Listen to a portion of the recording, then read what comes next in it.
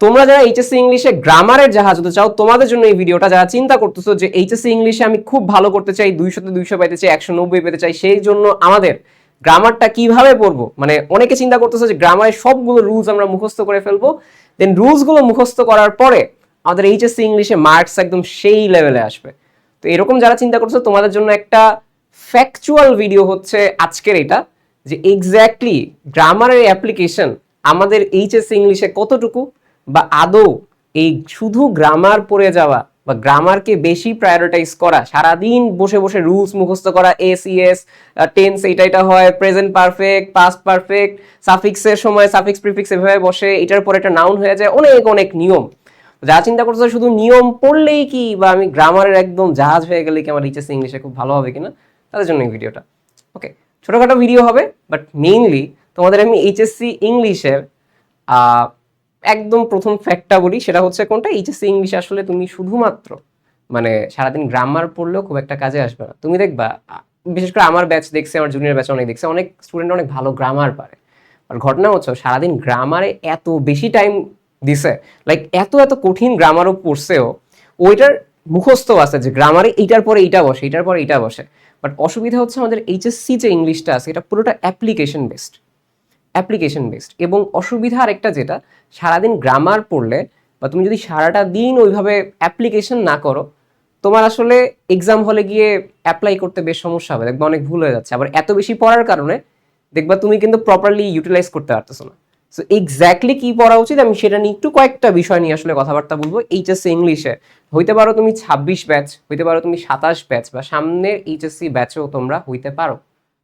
তো যারা এরকম ভাবে সামনে আসতেছো তোমাদের জন্য একটু এইচএসসি ইংলিশের বাস্তবতাটা হচ্ছে, এইচএসসি ইংলিশ আসলে অ্যাপ্লিকেশন বেসড। তুমি যত বেশি প্র্যাকটিস করবা, মানে প্র্যাকটিস বলতে কি, ধরো যেই প্রশ্নগুলো প্রিভিয়াস ইয়ারে আসছে, কলেজে আসছে, সেটা তো তুমি ফার্স্টে কি গ্রামার টানা মুখস্থ করবা কিনা, বা গ্রামারটা আদৌ লাগবে কিনা, ডেফিনেটলি লাগবে, গ্রামার তো লাগবেই। বাট ঘটনা হচ্ছে তোমাকে একটা লিমিটের মধ্যে, লাইক গ্রামারটাকে একটা লিমিট মানে টাইম ফ্রেমের মধ্যে তোমাকে শেষ করতে হবে।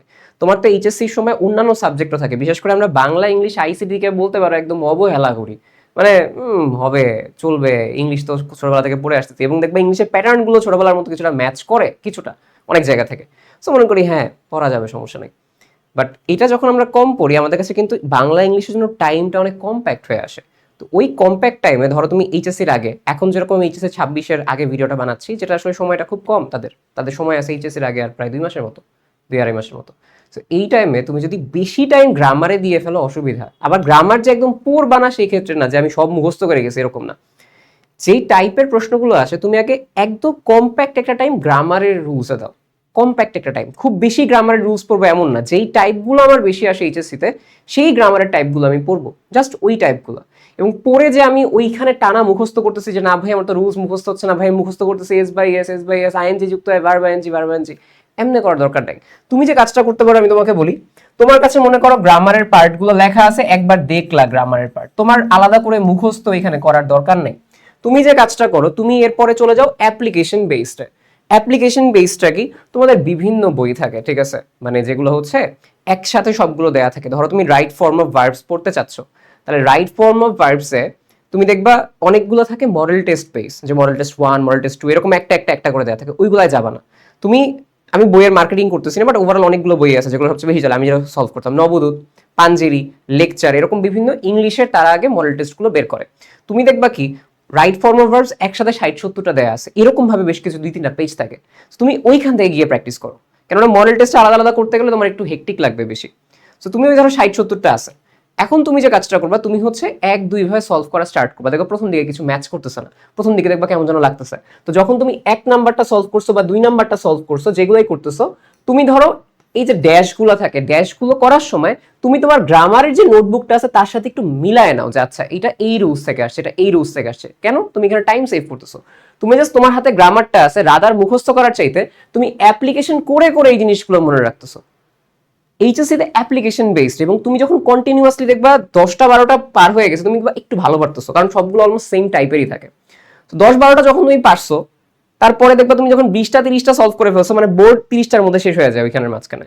তো যখন শেষ করে ফেলছো দেখবা তোমার মাঝখানে আলাদা একটা কনফিডেন্স আসতেছে। এবং যখন তুমি এই যে অ্যাপ্লিকেশন এন্ড প্র্যাকটিসটা মিলায় করছো, তখন সবচেয়ে বড় যে অ্যাডভান্টেজটা তুমি পাবা, তোমার কিছুক্ষণ পরে গ্রামার আর গ্রামার লাগবে না, তোমার মনে হবে কি আমার শুনতে যেটা ভালো লাগে ওইটাই আমি দেখাচ্ছি। এবং এইটা আসলে যদি সত্যি কথা বলি, ইংলিশে ভালো করার একটা ভালো জায়গা হচ্ছে তুমি কতটা শুনতে ভালো লাগে। তোমার কাছে শুনতে ভালো লাগে মানে কি, তুমি যখন কন্টিনিউয়াসলি এগুলো প্র্যাকটিস করতেছো না, তোমার মাঝে যেরকম আমি তোমাকে বলি যে আমি যদি বলি আমি ভাত খাই, ঠিক আছে, আমি ভাত খাই, তো এখানে যদি আমি লিখি আমি ভাত খায়, আমি ভাত খায় বলি যদি আমি, তোমার কিন্তু শুনতে ভালো লাগতেছে না, কারণ খায় হবে কি, সে ভাত খায় হবে, আমি ভাত খাই হবে। তুমি কেন এটা পারতেছো বলো তো? কারণ তোমার এখন শুনতে ভালো লাগে ভাই, তোমার এখানে কোনো গ্রামাটিক্যাল রুলস লাগে না ভাই। ভাত আমি যদি খাই ওটা ই হয়, সে যদি খায় সেটা অন্ত্যেষ্টিয় হয়। কেন? কারণ তুমি ইউজ করতে করতে অভ্যস্ত হয়ে গেছো। ইংলিশের ব্যাপারটাও সেরকমই আর কি, ঠিক আছে। হি ইজ প্লেইং ফুটবল আর হি ইজ প্লে ফুটবল, তোমার হি ইজ প্লে ফুটবল শুনতে ভালো লাগবে না। এটা এখন পারো কেন? কারণ তুমি কন্টিনিউয়াসলি ছোটবেলা থেকে শুনে আসতেছো, ঠিক আছে। সো এই ব্যাপারটা যে যখন তুমি কন্টিনিউয়াসলি এই জিনিসগুলো প্র্যাকটিস করছো না, তোমার কাছে কিছুক্ষণ পরে শুনতে ভালো লাগার একটা স্কিল অর্জন হয়ে যায়। এবং এইটা সবচেয়ে ভালো করার একটা জায়গা। সবসময় তুমি গ্রামার দিকে সবকিছু জাজ করতে পারবা না, সবসময় তোমার কাছে গ্রামাটিক্যাল রুলস এক্সাম হলে কাজ করবে না। তোমার কি মনে হয় যে এইচএসসি পরীক্ষা মানে খুব একদম মানে এক্সাম হলে বসে মাথায় একদম আইনস্টাইনের বুদ্ধি আসবে? ভাই এক্সাম এমনিই সবসময় প্রেশার আছে। তোমার এইচএসসি পরীক্ষা শুরুই হবে দেখবা প্রথম দুইটা এক্সামের পরে, বাংলা তো মোটামুটি বেসিক যায়, এরপরে ইংলিশে এই জন্য অনেক কিন্তু প্যানিক থাকে যে প্রথম দিকের এক্সাম এগুলো। তো এই সময় যখন তোমার টাফ হয়, তোমার মাথায় খুব বেশি একদম আইনস্টাইনের ব্রেইনে একদম সবকিছু গ্রামাটিক্যাল সূত্র মাথায় চলে আসবে, এমন কিছুই হবে না। সো এই জায়গাটা তোমার ভালো করার একটা বড় জায়গা। হয়তো এটা শুনতে খারাপ শোনাইতে পারে তোমার কাছে, বাট শুনতে ভালো লাগে এই যে ইংলিশে ভালো করার খুব বড় একটা অর্জন। শুনতে ভালো লাগে এমনি এমনি আসে না। এই যে গ্রামাটিক্যাল রুলস তোমার ফার্স্টে লাগবে, বাট সেটা মুখস্থ না।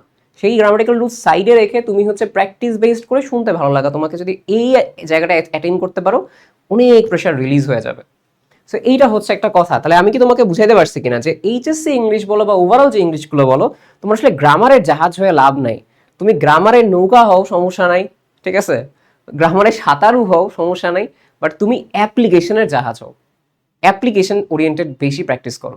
তো এই জন্য আমি বলতেছি যাদের হচ্ছে, ধরো তুমি যে কোনো ব্যাচ হইতে পারো, এইচএসসি 26 ব্যাচ নিয়ে যদি আমি বলি বা 27 ব্যাচ নিয়ে বলি, যাদের এইচএসসি সামনে আছে, তোমাদের এই যে 2 মাস আছে, দেখো তুমি এখন অল্প অল্প করে ডে ভাগ করে নাও। ইংলিশ ওই তুমি লাস্টের একদিন মানে ওই টাইমে গিয়ে মাথায় বেশি না ঢুকে এখন থেকে অল্প অল্প করে পড়ো। ধরো রাইট ফর্ম অফ ভার্বস তোমার 60টা আছে, আমি প্রেসক্রাইব করবো সবই করো, বাট তুমি যদি 30টার মতো ক্রস করো না, দেখো বাদ বাকি সব ইজিলি সলভ হয়ে যাচ্ছে। সো ফার্স্টে তুমি ট্রাই করো যে আচ্ছা আমি হচ্ছে ডেইলি 5টা 6টা ম্যাক্সিমাম, হয়তো আমি ডেইলি হয়তো বা 50 মিনিটসের মতো টাইম রাখি, প্রথম দিকে বেশি টাইম লাগবে। সো আমি প্রতি 5 বা 6 দিনে একটা করে টপিক শেষ করার ট্রাই করবো, 5 বা 6 দিন বা 7 দিনের মাঝখানে, 6 দিনের মধ্যে দেখবো শেষ হয়ে যাবে, 1 সপ্তাহের মাঝখানে। তো আমি কি করবো, আমি যখন ওই একটা টপিক ধরতেছি, আমি একটা টপিকেরই সবগুলো একসাথে শেষ করে ফেললাম। যেগুলো আমার এখন ভুল যাচ্ছে বা যেগুলো মনে হচ্ছে একটু টাফ, কেমন যেন একটু মিলতেছে না, একটু লাল কালি দিয়ে বোল্ড করে ফেলো, কেননা এইটা তোমার এইচএসসি সময় গিয়ে একটু প্র্যাকটিস হেল্প করবে, যাচ্ছে এটা একটু এটিপিক্যাল, এটা আমার ভুল হয়েছিল, বুঝতে পারছো? সো এই কাজটা করো, কারণ তোমার এখন পড়লেই হবে না, তোমার এবার গ্যাপ কত কম না এইচএসসি সময় গ্যাপে, তাহলে তোমার ওই টাইমের মাঝখানে প্রিপারেশন রিভিশন দেওয়ার টাইম রাখতে হবে। সেম ভাবে তুমি যখন একটা প্যাসেজ এখনই পড়ে ফেলতেছো এইচএসসির জন্য, ফার্স্ট বারের কথা বলতেছি, তোমার কিন্তু ওইখানেও কি লাগবে, ওইখানেও তোমার হচ্ছে এই প্র্যাকটিসগুলো লাগবে ভালোভাবে।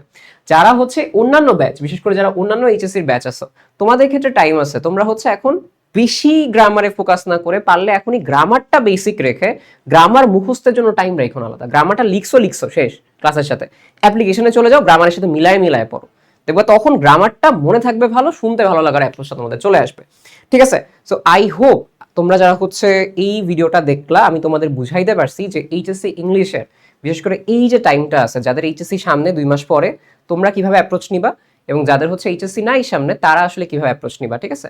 সো ওভারঅল এই কথাটা অ্যাপ্লাই করো। ইংলিশে এ প্লাস একটা ভালো জায়গা, এবং ইংলিশে এ প্লাসটা ভাগ্যের উপর তো একটা নির্ভর করেই, কারণ রিটেন পার্ট, পাশাপাশি তোমার এই যে গ্রামাটিক্যাল পার্টস বলতেছে এটার উপর নির্ভর করে, কারণ সেকেন্ড পেপারে গিয়ে বেশি কাজ করে এটা। প্লাস রিটেনে গিয়ে তুমি যদি একটু গ্রামাটিক্যাল পার্টগুলো মানে যেগুলো একটু এই অ্যাপ্লিকেশন বেসড ওইগুলো ভালো করলে, রিটেনে কিন্তু তোমার মার্কসটা ওইটার ইমপ্রেশনে ভালো হয়ে যায়। সো ইংলিশে ভালো করার তুমি রিটেন পেরা যাবা, সামহ লিখে পেরা যাবা, সমস্যা নেই। বাট ইংলিশের কেসে প্রথম দিকের যে ইমপ্রেশন খাতা, ইংলিশ বাংলা এগুলো সব ইমপ্রেশন ভিত্তিক খাতা, বুঝছো? ইভেন বায়োলজিও কিছুটা ইমপ্রেশন ভিত্তিক, বাট ওটা চেঞ্জ হয় ইমপ্রেশন, বাট ইংলিশ আর বাংলায় সবচেয়ে বেশি সমস্যা হয় আর কি। সো এই ইমপ্রেশনটা ফার্স্টের দিকে ঠিক করো, এগুলো রেখে অ্যাপ্লিকেশন বাড়াও, শুনতে ভালো লাগার অ্যাপ্রোচটা হচ্ছে বাড়াও, দেখবে এই 2-3 মাস গুড ইনাফ, তোমার একটা ভালো দেখবে, তখন তুমি ইংলিশের জাহাজ হয়ে যাবে, ঠিক আছে। আই হোপ বুঝতে পারছি। তোমাদের আর কোনো প্রবলেম হলে আমাকে জানাও। এইচএসসি টাইমে ইনশাল্লাহ হচ্ছে তোমাদের যে কোনো ইস্যু থাকলে, ইভেন তোমাদের রিটেন যে ক্লাসগুলো থাকে সেগুলো হচ্ছে আমরা আমাদের ফেসবুক গ্রুপে তোমাদের দিয়ে দিব, কমেন্টে হচ্ছে আমি ফেসবুক গ্রুপের লিঙ্ক দিয়ে দিচ্ছি। গত বছর এই গ্রুপে 25 ব্যাচের ভাইদের হচ্ছে সাপোর্ট দিয়েছিলাম, এবার তোমাদেরকে পালা যারা এইচএসের 26 ব্যাচ বা সামনে যে ব্যাচগুলো আছে এই গ্রুপে যুক্ত থাকো, এইচএসের অনেকগুলো কন্টেন্ট তোমরা পাবা। কমেন্টে দেখো লিঙ্ক দেওয়া আছে ফেসবুক গ্রুপের লিঙ্ক, দ্রুত যুক্ত হয়ে যাও। আল্লাহ হাফেজ সবাইকে।